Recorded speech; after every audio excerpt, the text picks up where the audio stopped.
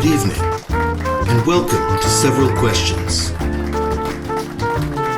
with Nate Chappell. Tonight, we've got some questions for Allie Lindsay. And now, here is your host, Nate Chappell.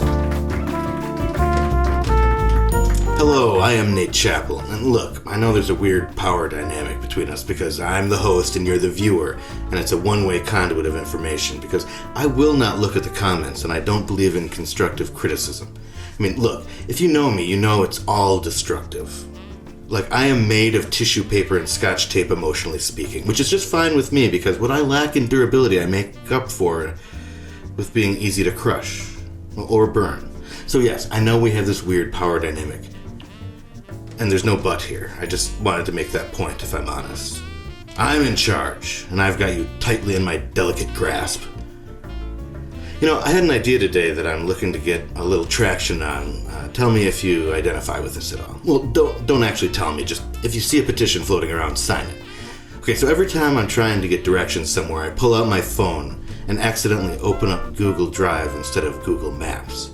And I finally figured out why. Because when I'm trying to get directions, it's always so I can drive there.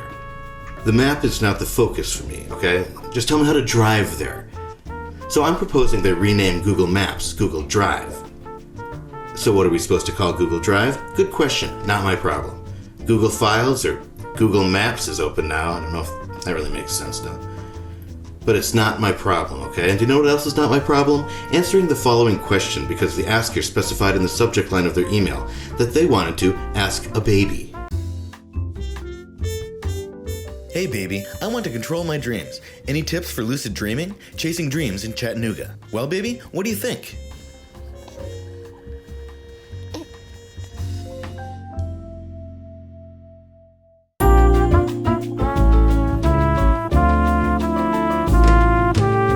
I'm gonna be honest, that was a couple years ago, and I can tell you, she didn't know what she was talking about.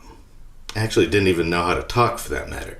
But one person that does know how to talk, for that matter, is our guest tonight, one of my favorite people in history. It's Allie Lindsay. Allie, thank you so much for joining us tonight. Hey, Nate. Thanks so much for having me. You have a big baby on now. Yeah, I do have a big baby. Yes. All right, so the way Several Questions works is that I've created an extremely secret list of 100 very silly questions, which I have written on a secret whiteboard in my spacious walk-in closet / scream room. Now, I asked Allie to give me some numbers between 1 and 100, and now I'm going to ask her those questions that correspond to those numbers. So I am just carrying out Allie's wishes. I have no real autonomy or responsibility. It's all in the hands of fate, or it's Allie's fault, is another way to look at it. Okay? Does that make sense? Should we get to the questions, Allie? What do you think? Let's do it. All right. So I'm going in no particular order. But I'm going to start out with, if you were a superhero, what would your outfit look like? Oh, man. In the moment. Okay, superhero. Mm-hmm. So there's all sorts of costumes. You know, there's the tight lycra ones. Those are like the normal ones. But I don't know. I definitely would want it to be an enhanced version of my body. Like, oh, I see. You know, whether it takes the fake, like, six-pack thing, mm-hmm. Probably, like, give me a few inches. I'm so short, I think I wouldn't have it, like, you know. Sure. And, what about color scheme? Color scheme? I think black is slimming, and I think black is intimidating. I know that maybe that's counterintuitive for a superhero. I mean, so. Is Batman a superhero? Yeah. Anyway, I just think it's kind of badass. I agree. And it matches everything. It matches everything. It'd be great if your superpower was just like being ripped. You know, like that's your whole. So like you put your suit on and you just ripped, and that's the whole thing. You just like walk around being ripped. Like one moment I'm eating chips in bed, and the next it's like someone needs me, and I need to look good. But I'm just as much as like a crazy bizzo. I just happen to be really strong now. Exactly, and wearing a crazy outfit with visible six packs. Yeah, that's Six a weird packs one. multiple. You got one on the front and one on the back. Oh yeah, Two my six butt packs. has a 6-pack. Yeah, I want my ass to have a 6-pack. Can I say ass on here? Yeah, you can. I mean, we're gonna probably have to pay a fine, but that's okay. We're loaded. This is heavily sponsored. We got a huge grant to do this. You got ass money? Yeah, I've got and asthma actually. It's the allergies. So you kind of alluded to this next question a little bit. Number 44. What's the perfect height to be? Now, full disclosure, you and I are both very short people. We are. And how do you? I guess I don't know how you feel about that. I wish I could reach up high things. I really wish I could reach up high things. But I am also like, if I had to sleep on a love seat, I'm gonna be okay. Yeah. So like sometimes it doesn't suck. You know, I can stand up in a minivan if I have to. I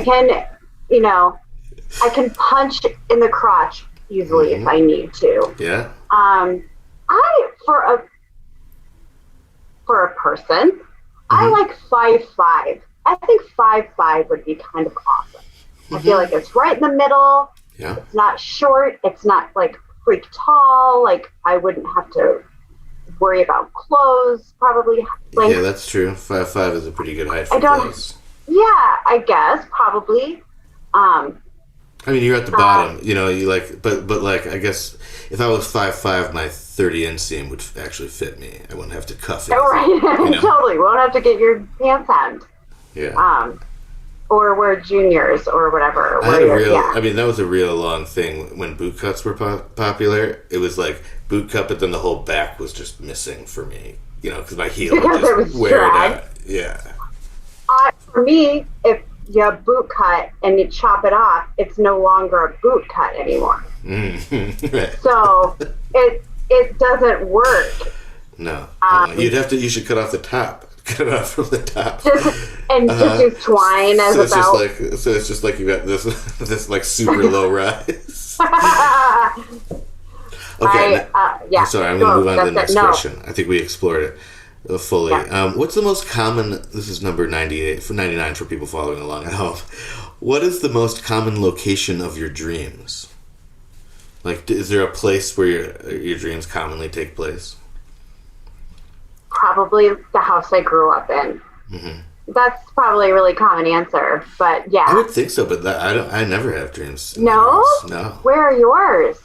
Mine are at camp, but it's not camp. It's like at a place that I don't know, and a bunch of people have gathered there, and we're doing activities that we have to meet at a certain time for. That's like 90% of my dreams are that. It's some form of that, yeah. Oh, that sounds fun. Oh, it's not? No, sorry. No, it's not fun. They're usually stressful because I'm usually late or I got in a fight with somebody. There's a real summer camp drama feel to it, I guess. That's part of it, you know what I mean? And I was never very good at that, nor was I involved in it except peripherally. Or if I angered some popular girl at some point, which definitely happened at a camp. I'm not naming names, but she was mad. Susan? No. I was not naming names, Allie. Oh, you can edit that. Yeah, I'll bleep it. So yeah, probably the house I grew up in, or some building, some undisclosed building that has many hallways, kind of thing. Sure. Yeah. When you're feeling closed in. Nightmares. I'm talking nightmares. For sure. I only had one flying dream ever, and it was in a church basement with like a drop ceiling and everything. Like I don't. That probably says a lot about me. That totally tracks. Underground and not very high. Like I have a lot of power, but cannot exercise it very much. Were there lemon bars? Were there lemon bars? Yeah. I can smell church basement when you say church basement. By the way. Kind of burnt coffee and lemon bars. Yes. And a little mildew. Yeah. Yeah. Okay. This is number 1. Do you remember any children's books that you were super into? Yeah. I was definitely, tons. Kids books. I mean, what is kids' age? It could be whatever you want, whatever you remember the best. I loved I read all the Golden books. Loved the Golden books. Sure. I were those hardcover kind of? Yeah, ones? I mean, sure. Yeah, with the gold on the side, and it was Disney, or Fox and the Hound, and all of those. That was real gold too, when we were kids. Yeah. Did you used to chew on it? Okay, yeah, strip it off a little bit because it would always start to come off, and I'd go. I chew on everything, man. Same. Yeah. I also my read Atari. Sorry to interrupt, but I had an Atari controller, Atari 2600. But do you remember the controller? It was like this nice rubbery, plasticky thing, and I chewed it like all the way down. It was like gone, so it was just like the empty stick, and then this chewed up mess, and never talked to anybody about it. I thought nobody had noticed. I don't know. Anyway, sorry. If your parents caught you doing that, they were probably like, "Oh my gosh, we need to have a talk." Oh shit! I hope they're not watching. We need to have a talk. Okay, moving on. Oh, sorry, you go ahead. No, okay. There are lots of kids' books that I remember, but no need to work all of them now. I totally interrupted you. Oh no! Did you have Sweet Pickles books? Sweet Pickles are great. No, I didn't. But I watched USA a lot, and USA had cartoons for Sweet Pickles. I think they're excellent. I think they're great. That was one of the commercials. So that was like Worried Walrus and stuff, like the illiterate. Yes, Beat to Iguana. You got them in the mail, and they all had good lessons. Okay. No, we were too poor. We had to read Mud. Oh, I don't know how I got them. Okay. Oh, this is a really good one. We've only got a minute and a half left, Allie. Oh, I can't believe that. Okay, let's do it. No, I could do this with you you'll have to come back. Yeah. Number 13. This is you've heard of F, Marry, Kill. Fuck, Marry, Kill. Well, I do it a little differently because I'm a nice boy. So I do Hug, Marry, Kiss. Okay? And it's Emma Thompson, Kenneth Branagh, and Kate Winslet. You've only got a minute left. Do you know who Kenneth Branagh is? Do you remember him? Yes, of course. Okay, what you do? Okay, I would... Hug, Marry, Kiss. Oh, gosh. That's hard. Who was the first one? Emma Thompson, Kenneth Branagh, Kate Winslet. Emma Thompson. Okay, I'd probably marry Emma Thompson. I would hug Kenneth Branagh and kiss Kate Winslet. Yeah, I think you nailed it. That's actually my answer too, because Emma Thompson's cool as hell. Super cool. Yeah. She'd be fun to hang out with for eternity if you were. Yeah, exactly. Quickly tell me why you chose those two. Why Kate Winslet is Kiss. I don't know. I just got done watching her on Mayor of Easttown, and I probably looked at her mouth a lot. Oh, that's right. And watching her accent. Yeah, Kate Winslet's great. She was so great, and she's closer to my height, I think. Oh, and so I'm sorry. That's all the time we have. The alarm just went off. So that is all the time we have for this section of the show. Thank you, Allie. You are truly a fan favorite, and I am that fan. Does that sound nice or mean? You decide. But first, here's an episode of our new show that's kind of like the old HBO show, Taxi Cab Confessions. Remember that show? Okay, enjoy. BRB.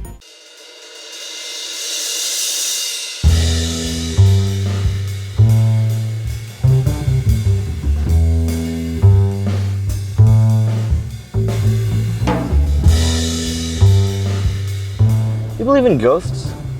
I asked because I bought this car off a dead guy and I'm afraid his spirit is haunting the car. He didn't die in here or anything. He did die in the trunk. And whenever I put anything in there, when I take it out, it smells like gas. So you tell me.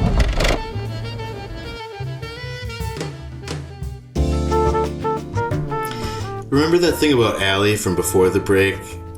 Did what I said sound nice or mean? The answer is nice. So, Allie, for the lightning round, you're going to try to answer as many of my lightning round questions in 30 seconds as you possibly can. I think the record is 8 or 9, but there's really no way to know. So let's shoot for 300. Okay, our 30 seconds begins now. On a scale of 1 to 10, what is the best number? 3. Wet socks or dry cake? Dry cake. Could you lift a car? Yes. Green thumb or mean numb? Green thumb. What's the best finger? middle finger. Coke or pasta? Pasta. How many legs on a 7-legged spider? 6.5. Sorry. Squirrel or robin? Oh, you got 7 right. That's pretty good, Allie. Good job. Thank you, everyone, for joining us, and a big thanks to Allie Lindsay for coming on and, frankly, wasting her time in a good way. And we're all lucky she did, and that includes me. I think tonight we all learned that at the end of the Dave movie, where Kevin Kline plays a presidential body double, Dave decides to run for city council and Ellen comes to the office to volunteer. They go into his office and passionately kiss and embrace as Ellen quietly proclaims her love for Dave. Dwayne steps up and stands guard outside the office door, according to wikipedia.org. So everyone, remember to take time to think, to ask questions, to hear answers, and please, please remember, spoiler alert on that Dave movie thing. Sorry I didn't say it earlier. Good night. Thank you for tuning in to Several Questions with Nate Chappell. You can find more shows at Wolfout TV on YouTube or go to wolfout.tv on internet.